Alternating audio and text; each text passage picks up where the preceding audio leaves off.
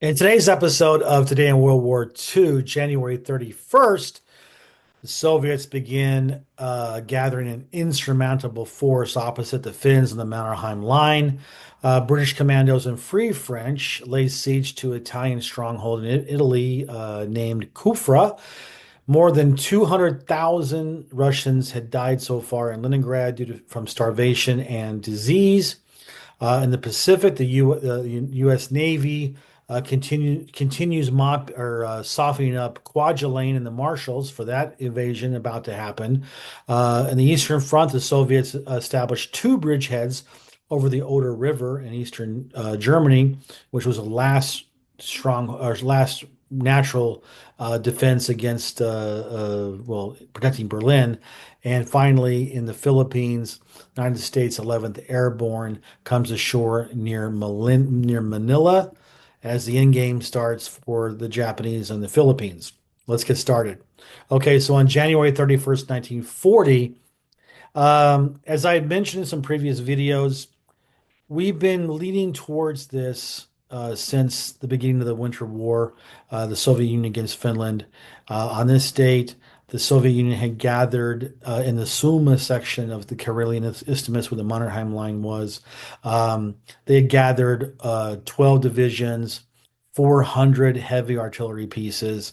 They were finally wising up. They were finally playing to their strengths and not their weaknesses. They weren't dispersing their forces too much. They had a sledgehammer, and their whole goal here was they were going to pound their way through the Mannerheim Line by sheer numbers of shells destroying the Finnish line. Um, like I said, the Finns, what they did was miraculous. They could never really defeat the Soviets on their own. I mean, shoot, even the Germans couldn't do that. The Germans were a lot more powerful than the Finns. But what I find interesting is that at the end of the day, in 1945, when this war is over, what country was completely occupied by the Soviets and the Western Allies, and what country stayed free? It was Finland. So twice, once in the Winter War and once in the Continuation War, which we'll talk about in later videos, they fought the Soviets to a draw. But right now, on January 31st, 1940, this was the end game about to start. Like I said, this is the last day of January. Pretty much it's going to go downhill for the Finns in February, and it's going to be a negotiating piece in the first week of March. So sorry to spoil it for you, but just want to give you that background. But I don't want you to spoil something for me. If you don't subscribe to this channel and you don't click the bell that will get you notified whenever I drop a new video, you'll be spoiling my mood. And I don't think that's really fair because what have I ever done that's bad for you? So be nice, be kind, be courteous, subscribe. Hell, just ignore the video, the notifications if you don't want to watch, but just subscribe. That would be awesome. Okay.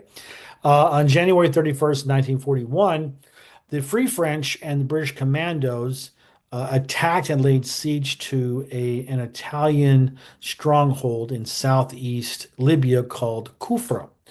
Now, if you know anything about geography, have just take out a map. Um, if you look at Libya, go down south towards Sudan, then go to the right towards you have you have Egypt there. In that corner, there was a stronghold called Kufra, and it was surprised they hadn't taken it beforehand, but now they decided to do so, and so they laid siege to it. Spoiler alert: it's not going to end well for the Italians. That you know. We talk a lot nowadays in society about branding. Everybody, all these influencers on social media trying to build their brand. Heck, I'm trying to build my brand, right? Um, well, I think that if you wanted to build the brand or describe what the brand was for the Italians in World War II, especially North Africa, it would be uh, not our best day or something like that because they never really had a good day on land against the in North Africa. Let's put it that way. Okay. But you can have an amazing day. You can build your brand about being a nice person if you like this video and you write a comment on there, because it's just common courtesy. I mean, if you look at Emily Post's Book of Etiquette, I'm sure it says somewhere there about if you watch a video, you should like it and leave a comment. I don't make the rules. I'm just asking you to follow them. Okay. So please do so. On January 31st, 1942, the Soviets announced that almost 200,000 Russians, mostly civilians, had died in Leningrad during the siege so far. I mean, shoot, there was still another year to go at least. And they had died from starvation, disease, and illness.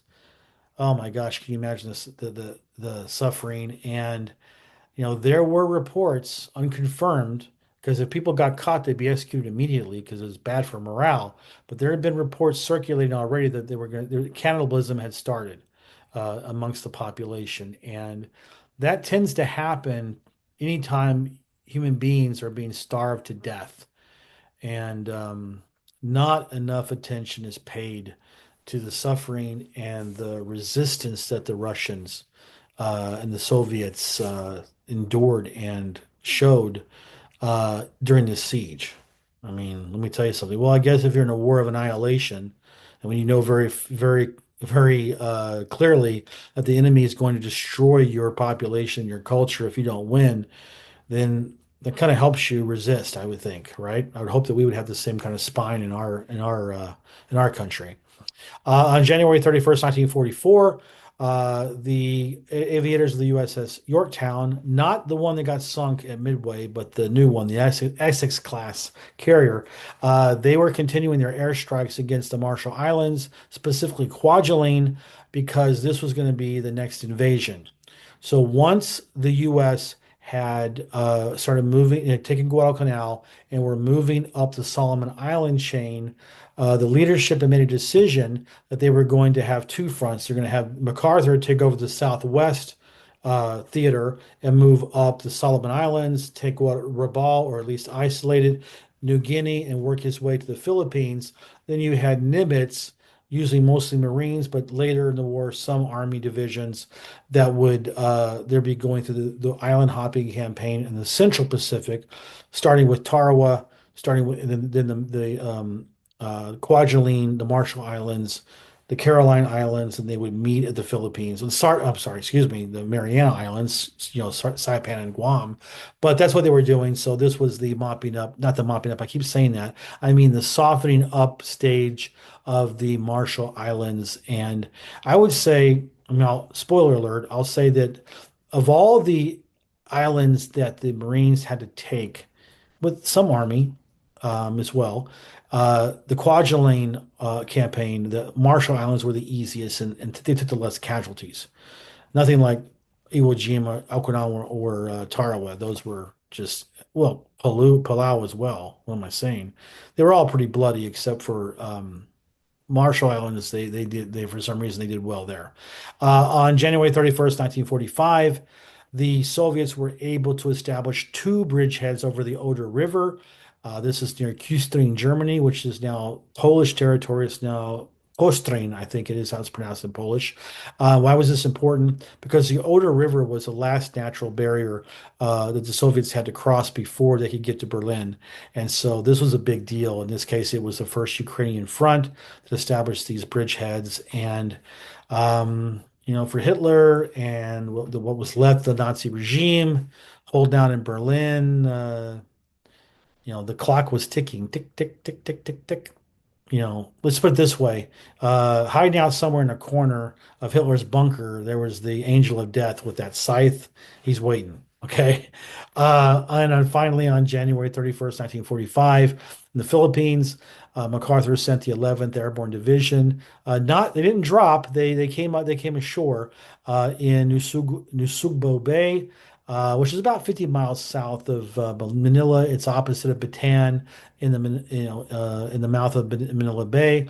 They were tightening the noose around the Japanese, and it's interesting because the Japanese General Yamashita, his strategy was not to hold out in Bataan or Corregidor. Now, his plan was to retreat into northern Luzon, where there was mountainous territory, and he was going to make his last stand there. He was not going to fight in Manila, but as we'll see in coming episodes, there was a rogue Japanese admiral who decided that their naval forces were going to fight, which caused almost the total destruction of Manila. But we'll get into that later. But that is today's episode. I'm glad you watched, and I can't wait to see you tomorrow.